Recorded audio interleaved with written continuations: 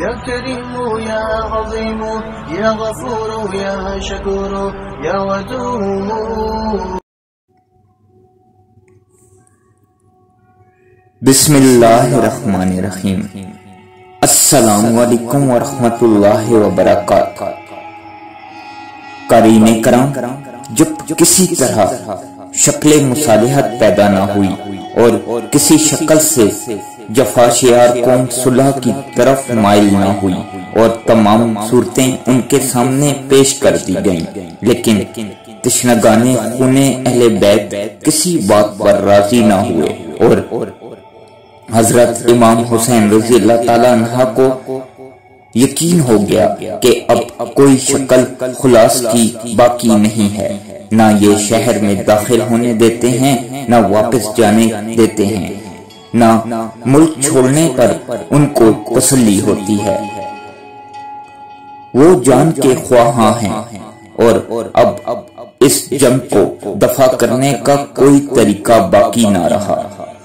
اس وقت حضرت امام حسین رضی اللہ تعالی عنہ نے اپنے قیام گاہ کے گرد ایک خندق کھودنے کا حکم دیا.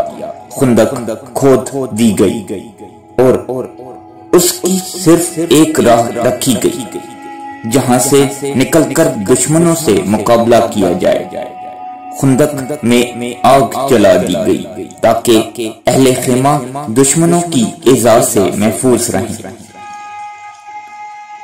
10ویں محرم کا قیامت نما دن آیا. جمعے کی صبح حضرت امام حسین رضی اللہ تعالی عنہ نے تمام اپنے رفقائے اہل بیت کے ساتھ فجر کے وقت اپنی عمر کی آخری نماز باجماعت نہایت ذوق و شوق تذر و خشوع کے ساتھ ادا فرمائی. پیشانیوں نے سجدوں میں خوب مزے لیے، زبانوں نے قرات و تسبیحات کے لطف اٹھائے. نماز سے فارغ ہونے کے بعد خیمے میں تشریف لائے. 10ویں محرم کا آفتاب قریب طلوع ہے. امام علی مقام رضی اللہ تعالیٰ عنہ اور ان کے تمام رفقاء اہل بیت 3 دن کے بھوکے پیاسے ہیں. ایک قطرہ آب میسر نہیں آیا اور ایک لقمہ حلق سے نہیں اترا. بھوک پیاس سے جس قدر ضعف و ناتوانی کا غلبہ ہو جاتا ہے اس کا وہی لوگ کچھ اندازہ کر سکتے ہیں جنہیں کبھی 2-3 وقت کے فاقے کی بھی نوبت آئی ہو. پھر بے وطنی، تیز دھوپ، گرم ریت، گرم ہوائیں. انہوں نے نازے پروردگان آغوش رسالت کو کیسا سمردہ کر دیا ہوگا. ان غریبان بے وطن پر جور و جفا کے پہاڑ توڑنے کے لیے 22,000 فوج اور تازہ دم لشکر تیر و تبر تیغ و سنا سے مسلح صفے باندھے موجود جنگ کا نکارہ بجا دیا گیا اور مصطفیٰ صلی اللہ تعالی علیہ وآلہ وسلم کے فرزند اور فاطمہ الزہرا رضی اللہ تعالی عنہ کے جگر بند کو مہمان بنا کر بلانے والی قوم نے جانوں پر کھیلنے کی دعوت دی.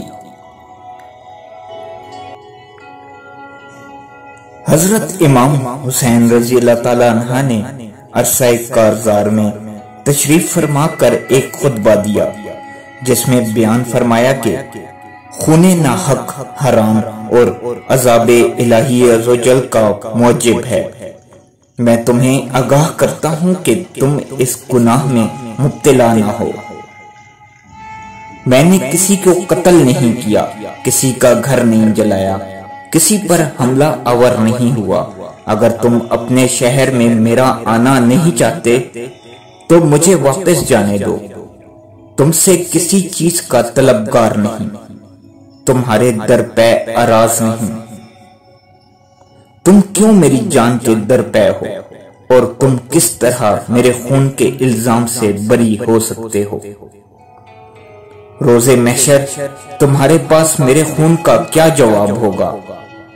اپنا انجام سوچو اور اپنی عاقبت پر نظر ڈالو، پھر یہ بھی سمجھو کہ میں کون اور بارگاہ رسالت میں کس چشم کرم منور نظر ہوں، میرے والد کون ہیں اور میری والدہ کس کی لخت جگر ہیں، میں انہی بطول زہرا کا نور دیدہ ہوں جن کے پل صراط پر گزرتے وقت عرش سے ندا کی جائے گی کہ اے اہل محشر سر جھکاؤ اور آنکھیں بند کرو، کہ حضرت خاتون جنت رضی اللہ تعالی عنہ پل صراط سے 70,000 حوروں کو رکاب سعادت میں لے کر گزرنے والی ہیں۔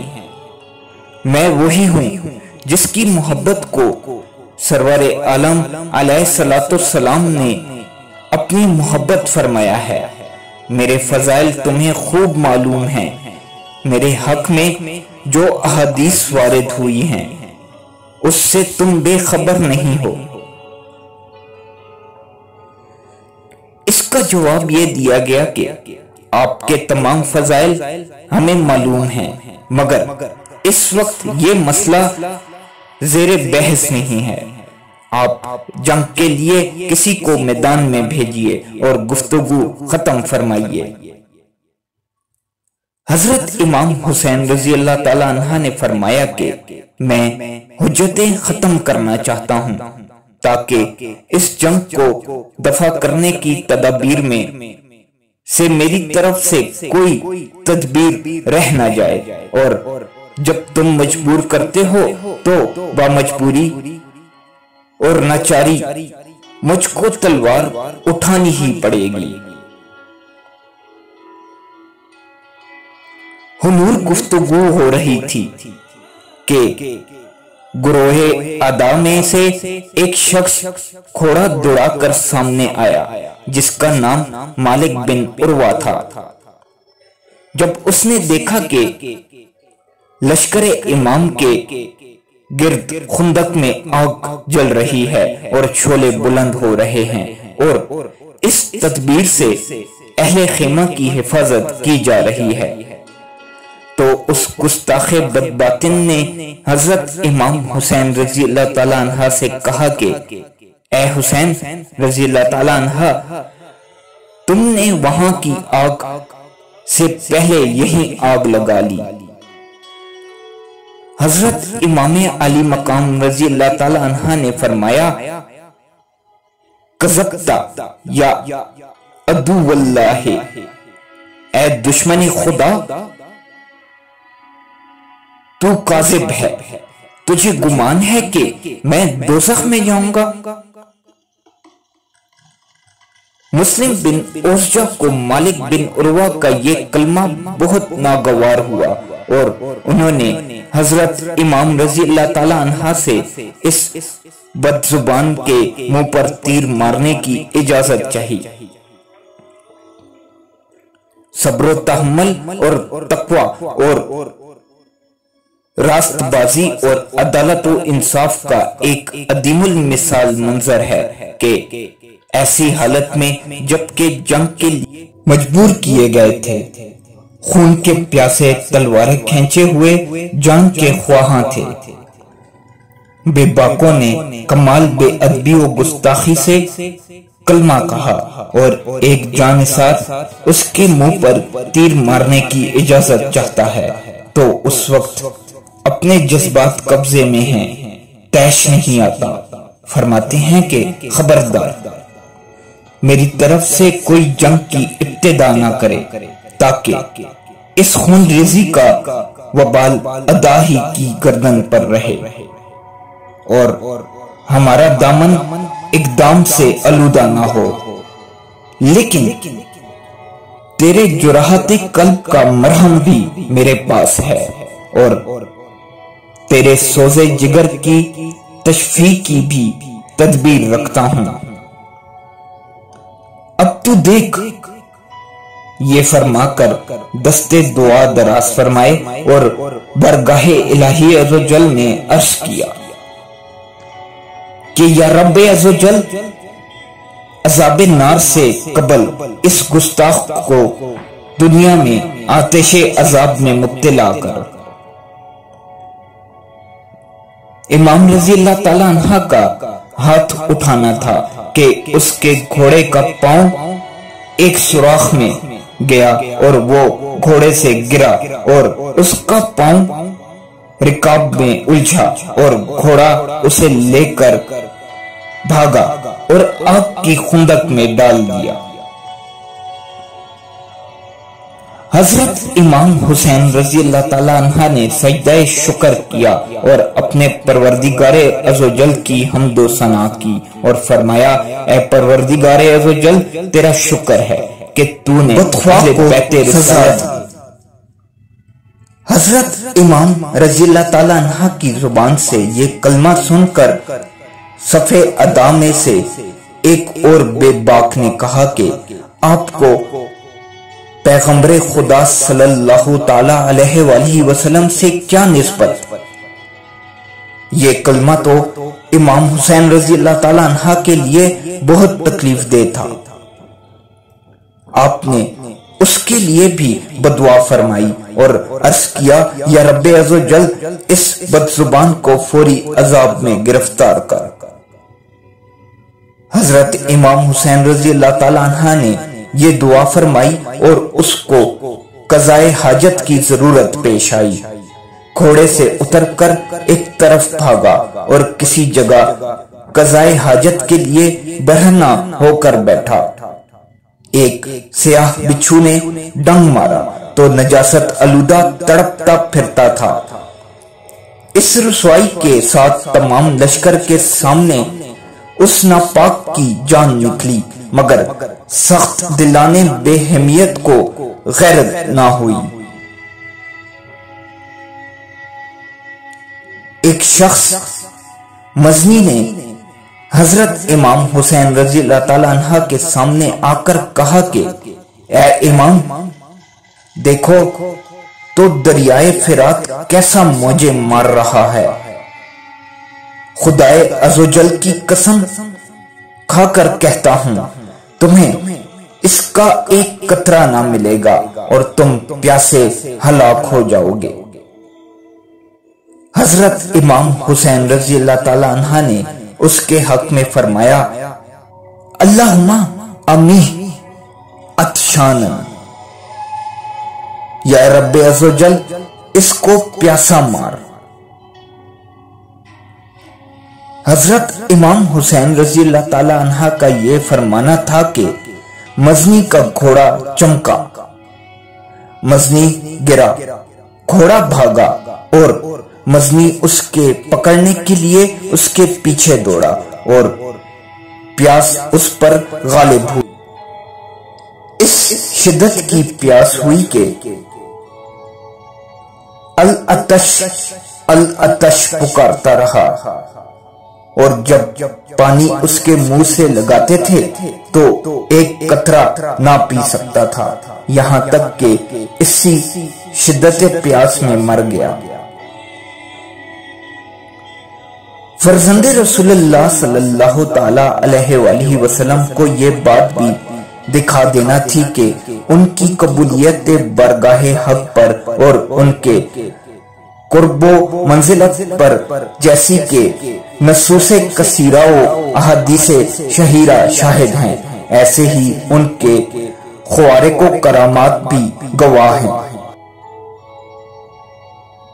اپنے اس فضل کا عملی اظہار بھی اتمام حجت کے سلسلے کی ایک کڑی تھی کہ اگر تم آنکھ رکھتے ہو تو دیکھ لو کہ جو ایسا مستجاب الدعوات ہے، اس کے مقابلے میں آنا خدائے عزوجل سے جنگ کرنا ہے۔ اس کا انجام سوچ لو اور باز رہو، مگر شرارت کے مجسمے اس سے بھی سبق نہ لے سکے اور دنیائے ناپائیدار کی ہرس کا بھوت جو ان کے سروں پر سوار تھا، اس نے انہیں اندھا بنا دیا اور نیزے باز لشکر ادا سے نکل کر رجس خوانی کرتے ہوئے میدان میں عقودے اور تکبر و تبختر کے ساتھ اتراتے ہوئے گھوڑے دوڑا کر اور ہتھیار چمکا کر امام حسین رضی اللہ تعالیٰ عنہ سے مبارز کے طالب ہوئے۔ حضرت امام حسین رضی اللہ تعالیٰ عنہ اور امام کے خاندان کے نونہال شوق جان بازی میں سرشار تھے۔ انہوں نے میدان میں جانا چاہا، لیکن قریب کے گاؤں والے جہاں اس کے ہنگامے کی خبر پہنچی تھی، وہاں کے مسلمان بے تاب ہو کر حاضر خدمت ہو گئے۔ انہوں نے اصرار کیے، حضرت کے درپے ہوئے اور کسی طرح راضی نہ ہوئے کہ جب تک ان میں سے ایک بھی زندہ ہے، خاندان اہل بیت کا کوئی بچہ بھی میدان میں جائے۔ حضرت امام حسین رضی اللہ تعالیٰ عنہ کو ان کے اخلاص کیشوں کی سرفروشانہ التجائیں منظور فرمانا پڑی اور انہوں نے میدان میں پہنچ کر دشمنان اہل بیت سے شجاعت و بصالت کے ساتھ مقابلے کیے اور اپنی بہادری کے سکے جما دیے۔ ایک ایک نے ادا کی کثیر تعداد کو ہلاک کر کے راہ جنت اختیار کرنا شروع کی۔ اس طرح بہت سے جان باز فرزندان رسول صلی اللہ تعالی علیہ وآلہ وسلم پر اپنی جانیں نثار کر گئے۔